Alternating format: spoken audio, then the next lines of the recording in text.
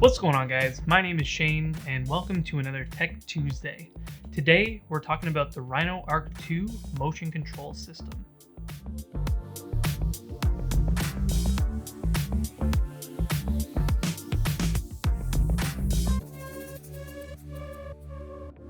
As some of you might know from my previous videos, I've been really interested in robotics and camera movement for the last couple of years.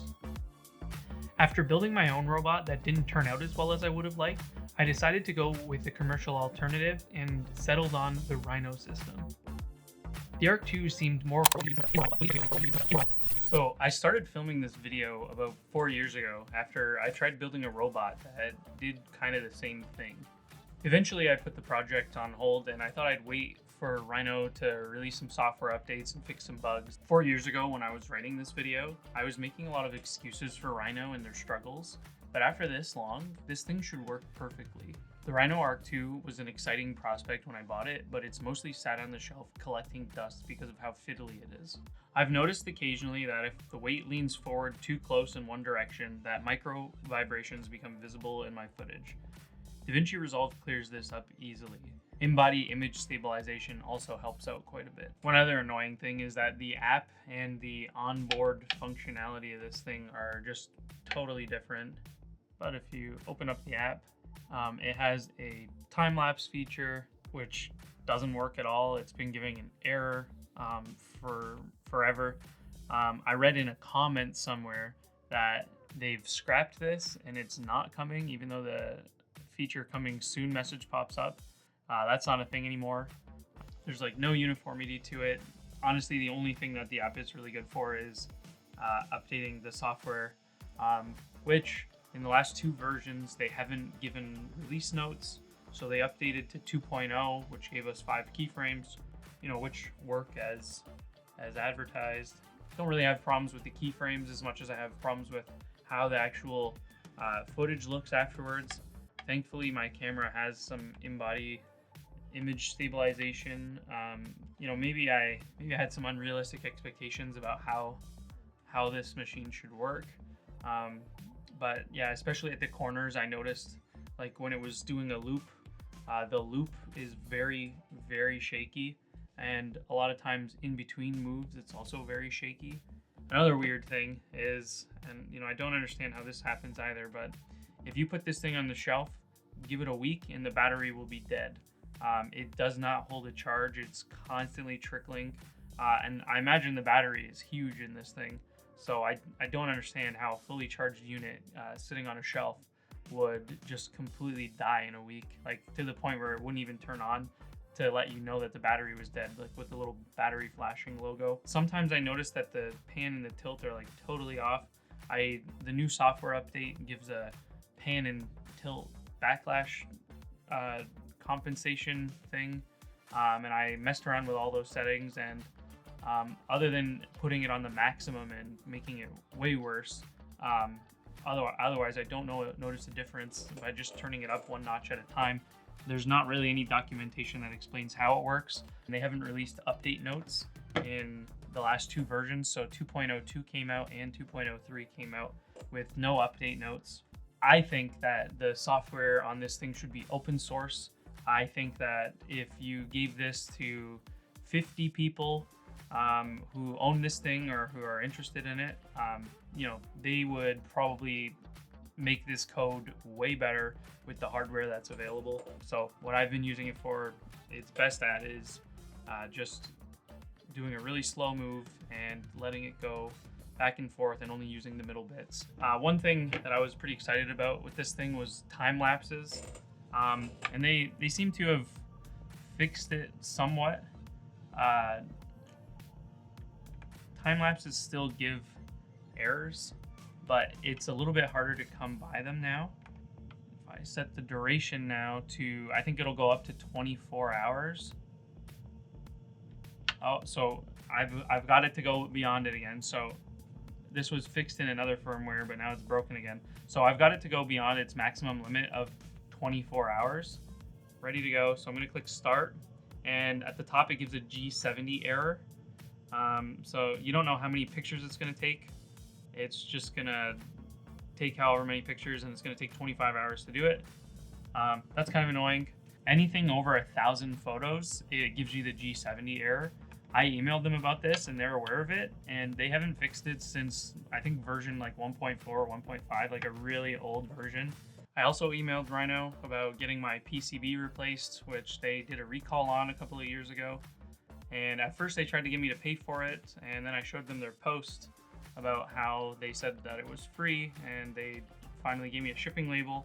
So I'm about to send it back tomorrow, and they said I'll get it back in a week, and hopefully that gets rid of all of my problems, but I'm not really going to hold my breath too much for it. Okay, so I'm just going to cut in here for a quick sec. About a month and a half ago, when I was originally recording this video, I sent my Arc 2 back to Rhino to update the motherboard to the V2 motherboard.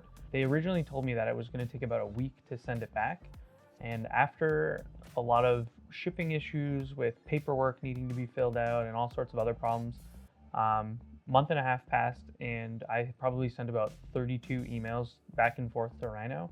And finally, I have my Arc 2 back. I took it out of the box, and actually one of the first things I noticed was the company that was sending it back to me. It wasn't Rhino Camera Gear like everything else that I'd ordered. It was coming from a company named Overlander. It definitely seems to charge faster now, which is really good, because before it used to take probably a whole day to charge, and then, you know, as soon as you unplug it, it immediately starts depleting. However, the software is still very buggy. I'm noticing all sorts of issues and errors that pop up. Overall reliability of shots, it doesn't seem to be able to track anything. What I'm noticing is that when I'm targeting something, it ends up panning up or down at least a couple of inches from where I want it to be. At the very least, it can keep repeating the same move over and over again, but it can't repeat the move and land where you put it. It always ends up somewhere completely different. There is a little bit of give in my unit. I don't know if everybody's unit has that, but you know, maybe that's contributing to it. That give is on the pan axis though. I feel like the older software used to be a little bit more accurate, but now I kind of noticed that the Arc 2 kind of like goes on an arc this way, and then when it comes back around, it goes on an arc up. So it's going under and then over when it's almost as though the motors aren't synced together and talking to each other, and one of them completes its move in, you know, 5 seconds, and then the other one completes it in 7 seconds or something. They just don't reach the same place at the same time, and that's with the high torque motor. I've found like the most reliability with the high torque motor. With the high speed motor, you can barely do anything with it. It's just not accurate at all. And I'll put examples of both of these up. The reason why I think this is happening is just simply that there are stepper motors in these units, and stepper motors work by counting steps, and these motors just aren't keeping track of their steps properly, or they're losing count, or they're getting stuck, or something is triggering them to put different values in, and it's just not working. This thing used to work. It's not a hardware problem. The hardware for this thing is great. It's the software. The software is really bad. The hardware is so sturdy, and you know, I've made my own stepper motor robots before, and like I've managed to get perfectly accurate moves. The problem with mine wasn't that it wasn't accurate. The problem was that I didn't have like a gearbox or anything, and so the moves were shaky, which was the solution I was trying to solve by buying this thing. But this is basically the same almost, just completely unusable footage. Something that has given me the most promising results was changing the weight from small to large camera. That actually seemed to have an impact on the tilt axis. It didn't veer up or down as much on the tilt axis. It did still mess up on the pan axis though, and the tilt axis would mess up. And what I actually found was that I was really trying to dial it in, so I would change keyframe 2, and then I'd go back to 1 and change it, and I would adjust it to put it back where it was supposed to be. And eventually it would just completely lose track of where it was, and it wouldn't even come close to getting to its original spot. It would just veer off into like some random spot now. So Overlander is Kyle Hart's new venture. He seems to have been like, it seems like Rhino is going out of business, that company, or maybe it's being shuttered and replaced with a new venture. They moved to the other side of the city. They have a bigger warehouse now. I don't imagine they're building many Arc 2 units. Firstly, because they're not competitively priced anymore. For the same price, you can get the Axibo system, which comes with way more stuff and way more features that are actively being developed. Like, they release software updates monthly at this point. They have a Discord server. If you have a problem, you can actually just message the developer and tell them, and then they fix it almost immediately, which is very interesting. Seeing as Rhino has basically been completely absent as far as software updates and bug fixes go. What's interesting to me about this Overlander venture, it's basically camping equipment. It's like modifying the back of your car or truck or SUV to support a camping pop-up tent or whatever. If you go to their website, which I'll leave in the description, there's a big long spiel from Kyle that, you know, probably takes up about 10 pages worth of reading. But I read the whole thing, and the most striking thing to me was right in the middle of the big giant paragraph. It was just him saying, I got to tell you something. I don't care about filmmaking at all. All I do care about customer service and customer experience, though. And then he said that he really likes to just be outside camping and that he has no passion or anything for filmmaking, which was pretty telling. You can tell that he doesn't care or even really understand what these products are for. It's like he kind of just slipped in, saw an opportunity, and then sold garbage to people. I also looked at their Kickstarter page for the Rhino Dolly, which was I think just started shipping out fully at the beginning of March 1st.